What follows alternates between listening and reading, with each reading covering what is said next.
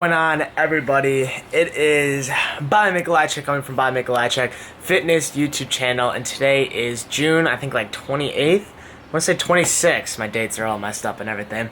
Anyways, guys, we're about to go ahead and kill a awesome back workout today. I'll go ahead and take you guys through everything. So it's been about 2 hours since I had like a little peanut butter and jelly right when I woke up, just because I was like craving something sweet for some reason. I don't really know why. I'm more of like, I like craving like, I don't know, like turkey or ground beef or like a burger or something like that. I don't know. That's just kind of me though. But anyways, guys, this is going to be my pre-workout meal. We have right here is 93-7 lean ground turkey, 6.8 ounces of it with one serving of not pinto beans, just like baked beans. Then here we have 400 grams of red potatoes. I boiled them in a pot and then threw some salt on them as well. So something I always get asked about is the supplements that I take. And I did a video on this probably a decent amount of time ago. And basically I went over the things that I take, but things have since then changed. I want to go ahead and just kind of update you guys real quickly. So besides my multivitamin and my fish oil, I basically only use 3 supplements. During my cutting season, I honestly, I'll sometimes use BCAAs, but honestly not that much. It's only in the last weeks of my cut that I'm using BCAAs, only to preserve as much muscle as possible. So with that being said, and that's only because I'm in a caloric deficit. During my bulk, I don't use BCAAs whatsoever. So these are the top 3 things that I'm using right now. Obviously, here we just have a simple protein powder. Guys, even protein, to be honest with you, you don't even need. You can get literally all your protein from your foods and your meats and everything like that. You don't even need a powder. This just helps me get my protein in. I get about 210 grams a day in. So if I'm feeling full, I would take this during post-workout because it's a quicker digesting food comparing to a meal.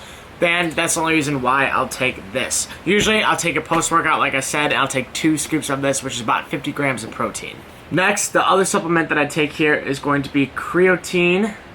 I take. So basically what this does is draws water into your muscles and creates more ATP energy. So essentially, let's say if I was hitting bench press for 225 for a set of 8. If I take this, maybe about a week later, I'll hit it for hopefully 9 or 10. It gives you a couple more reps, having more energy inside of your muscles. Last but not least, I go ahead and use a pre-workout that I'll go ahead and focus. I have to take my face out of it. There we go. It's gonna focus right there. So I take a pre-workout as well. Honestly, this is something you don't even need, and I'll take this maybe 1 out of 3 days, maybe every other day as well. All depends on how I'm feeling that day, and if I have work or maybe a long day, I'll take it to kind of wake me up, especially during my bulking season when I have an extra amount of calories in me and I'm in a caloric surplus.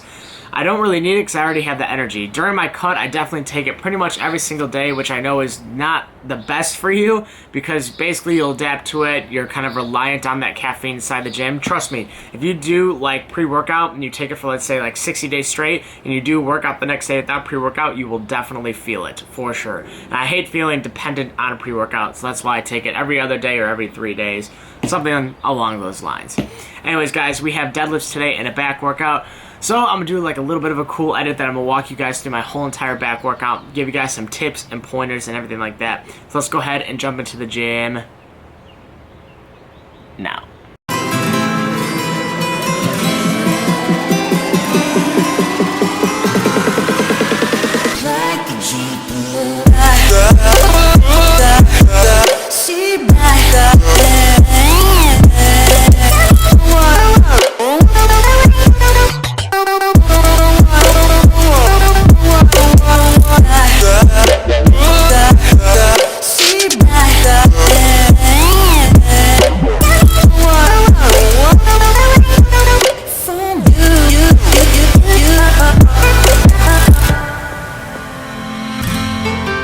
So we have been done with the workout now. As you guys can tell, it's kind of dark out in the back. Went ahead and just kind of went about my day, had all my meals and everything like that. Ended up having a protein shake with obviously my creatine in that as always. And I actually ended up going to Chipotle right after because I was just craving a Chipotle.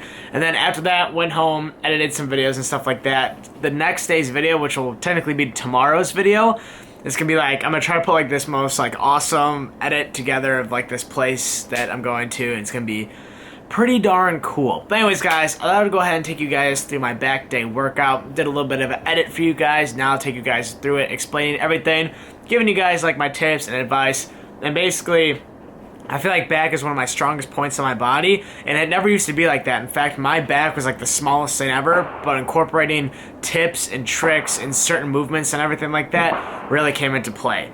So without further ado, the first thing we started off with was our Wendler 333 plus set today, which is essentially the deadlift. So there's like fireworks going on, they're not stopping. They obviously know a video is going on right now, so like we have to get on to like his YouTube channel and everything like that. I don't even know if you guys can hear it. You probably can, they're pretty loud. But anyways, guys, so we did the Wendler 333 plus. I think it was like 285. No, it was like 230, 285, and like 330, something like that. I ended up hitting 330 for like a set of 6, so I was pretty happy with that.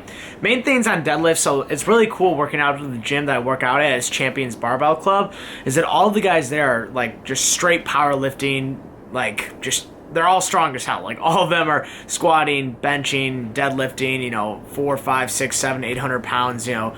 It's just crazy, and it's really good to take like advice from them and tips from them and everything like that. So one thing that I was doing in particular, if you guys saw my last video, actually maybe been like 2 videos ago, my 410 pull, my knees were kind of caving in when I first bar up that weight. That was a matter of just fixing my legs and pointing my toes out just a tad bit and focusing more on basically pushing through my hamstrings and focusing on that, and it really helped. If you guys can see in this video, my legs didn't cave in at all. That was the number one thing. Another thing too is when I first started deadlifting, starting this power building program, the Wendler program, I was not pretty much setting myself before my deadlift. So basically I would kind of get my stance, I'd come down and just basically come up. The main thing that they've been teaching me there is once I come down to get ready to pull up the weight, get tight, set myself, activate the lats, squeeze the bar. So essentially this is on like bench press too, and pretty much overhead press and really any movement, to be honest with you guys.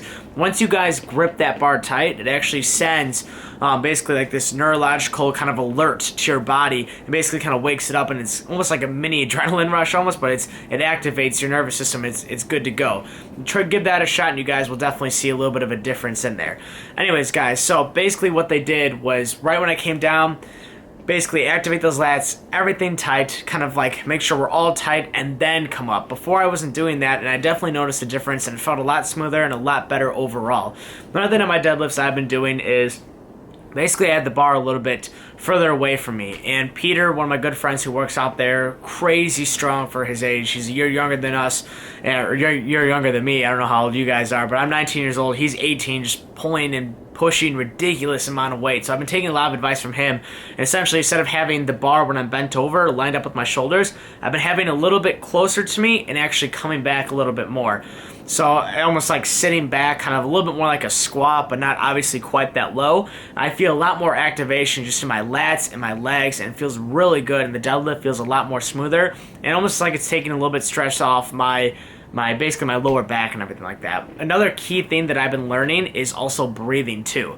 Right when we get to that bottom, after we tighten everything up, basically flex our lats, grip the bar hard, I then take a deep breath in, pull up, do my movement, and then breathe out at the end. Another big thing is breathing. I cannot stress this enough throughout my whole entire workout too. This is something I definitely needed to work on, and I think I've improved on it a lot. So after we're done with deadlifts, for some reason I like moving over to bent over rows right away, because I just feel like once you kind of hit those deadlifts, it kind of feels a little bit lighter. That's just me though, and the feeling feels a little bit more natural of doing the bent over rows. So then the number one tip I'd give on this was, honestly, I was doing them pretty much like bent over. So my back, instead of my back being like this, my back was pretty much parallel with the ground. So this is cool and everything, and it's cool to do like a pause. So essentially pull up the weight, let it put on the floor, and then like wait a second, then bring it back up for like almost pause reps. But essentially what I've been doing is, instead of doing parallel, I would come up to here, and I found that not only I can pull more weight, but I feel it a lot more in my back. For some reason, bent over rows is something that I've never been able to really feel, and I know it's such like an awesome compound movement, and I've been really wanting to try to perfect it. Doing this has allowed me not only pull more weight, but also feel it a lot more in my actual back. And obviously, with any back exercise, I cannot stress this enough, especially with the bent over barbell row, is to pull with your elbows and pull right below. I like to either do like right below your belly button or right pretty much at your belly button, so a little bit lower kind of by your waist area. I feel it a lot more in my back, and obviously pulling with your elbows, you're going to feel a lot more and activate your whole entire back itself. And honestly, it kind of feels like you're taking your biceps out of it. I personally like using straps, and I know some people have like this whole thing against straps and everything, but honestly, at the end of the day, if it's going to help me pull more weight and activate my back a lot more and take my biceps out of it, then I'm all for it. So after that, I like doing kind of a bench over row, like I said, after the deadlifts. It feels a lot better. We went ahead and moved over to the lat pull down. So this lat pull down is obviously going to be working on the width of the lats, and if I'm going to be competing and everything in 2018 in men's physique, I want to have that wide kind of broad body, and the lats play a huge role in that. So essentially, lat pull downs are pretty simple. I have like a little bit of an arch back, and then I pull down right to my middle slash to my like lower, like right above my nipple on my chest, to be honest with you. And then I have a tad bit of a sway. I cannot tell you guys how many studies have shown that having a little bit of a sway actually activates your lats a little bit more. And I feel it a lot better in my back as well too. Not much. I've seen people in the gym where they basically like come back and they swing it. And honestly, at the end of the day, you could pull more weight, but the thing is, you're not using your lats, you're using like more of your arms and biceps, and that's not going to help you at all.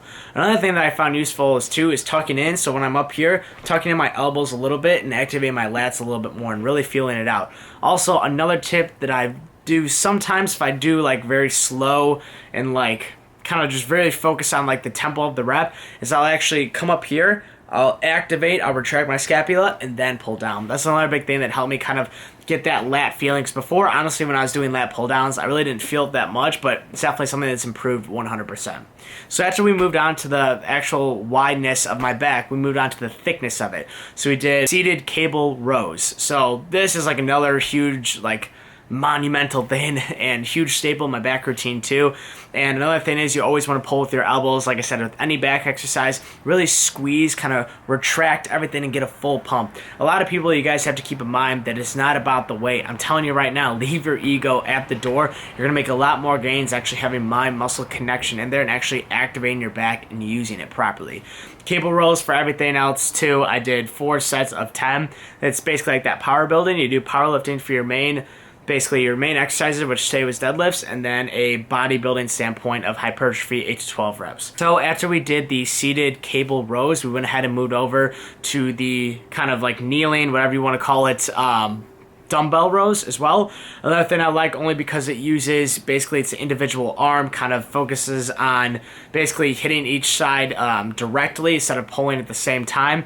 And honestly, I feel like when I was younger, essentially, my back had a little bit of an imbalance on it. So basically doing like the single hand I feel like helped even that out a lot. And a huge thing that I want to say on this too, instead of going straight down with the bar or with the dumbbell, come to a little bit of a slant, get that full stretch and full activation of the lat, keep your chest up a little bit, and then pull it back almost kind of on an angle. It feels a lot better. You're getting the lat a lot more activated in there. And honestly, guys, if you guys give it a shot, I guarantee you'll make a little bit more gains on it as well. Remember, pick a weight that you can do for 8 to 12 reps. On these, I don't necessarily go till failure. Right at that 10th rep, if I knock out like maybe 1 or 2 more, that would be my absolute failure on.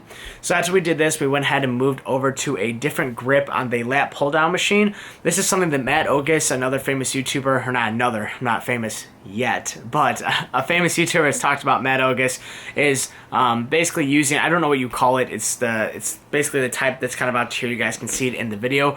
Honestly, it feels a lot better using a certain tempo, doing like basically a 1, 2, hold for about a second, and coming back up. Once again, guys, pulling with your elbows, activating those lats a lot.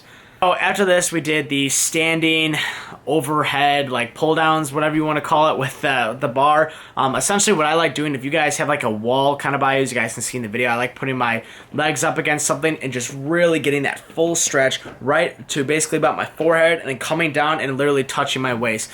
This is like a huge thing as well. I love doing these. I feel like it gets like a really good contraction with the lats themselves and really activates them, getting that full stretch. Then as you're coming down, bringing your chest up and really activating them. I like using this as a finisher, and I love them so much, to be honest with you. Alright, so guys, then after we went ahead and we're done with pretty much our back, we went ahead and moved to the traps. The traps, we did 3 basically exercises from. We did dumbbells, cables, and then we did the bars. But the bars, I did a little bit of a different grip, so instead of holding the bar like this, we went ahead and moved to the side like this. I feel like it activates the traps. You have a little bit of a wider grip on there, and then honestly, they feel a lot better. With the dumbbells as well, I feel like using kind of like that single arm, you basically have your own weight in each arm, basically even it out. I feel like my traps, my left side for some reason was always stronger, so definitely it's helped me with that. Another pointer I'd put out for traps as well, pretty much any trap exercises, is get fully extended, let it come all the way to the bottom, and then slowly come up. A lot of people have like neck issues because they go like this and just shrug the weight, and a lot of people don't know is that your traps are like the biggest muscle in your back. So essentially they connect kind of all the way down here, and then they come up obviously right to here, and they actually go up into your neck as well. So with a lot of people, if they don't control the weight and they don't do it right and they let their ego get in the way, they're going to have neck problems and feel a lot of pain in the neck. After that, guys, after we did traps, I hit these about 3-ish times a week. We went ahead and just moved to 3 sets, or actually 4 sets of biceps, which is going to be basically 2 focusing on the outer head and 2 exercises focusing on the inner head. I did basically like the rope kind of curl focusing on the outer head, and then I just did a regular cable curl, and then a regular curl, and then after that I did a dumbbell hammer curl. These are like one of my favorite as well. Another weak point of my body is the outside of my bicep, so I've been working on that a lot. But anyways, guys, thank you guys so much for watching. We're going to go ahead and finish up this video. Hopefully you guys will try out this workout and let me know in the comments how it worked for you. It's kind of a high volume routine. Actually, I was in the gym for about 2 hours today. So let me know what you guys think. Don't forget to like, comment, subscribe, and I'll see you guys in the next video. Ah, it's a moth. You see that? Yeah. Almost ate me.